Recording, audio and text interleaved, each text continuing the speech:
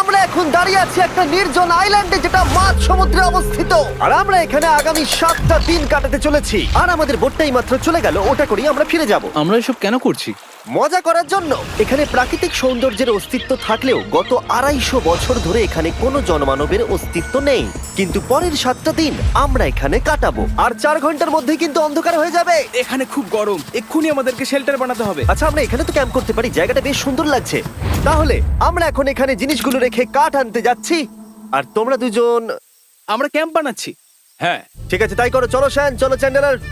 কি করে ক্যাম্প বানায়? আমি জানি না। আর তাই আমরা তাড়াতাড়ি কাজ শুরু করে দিলাম, কিন্তু আমাদের সাবধান থাকতে হচ্ছিল, কারণ তোমার উপরে পৃথিবীর সব থেকে বিপজ্জনক গাছ রয়েছে, যেটা কাটলে খুবই বিষাক্ত আঠা বের হয়, যা তোমাকে প্রাণে মেরে দিতে পারে। তাহলে আমরা এখানে কেন দাঁড়িয়ে আছি? আর ওদিকে নোলান আর ম্যাক আগুন জ্বালানোর জায়গা তৈরি করছিল।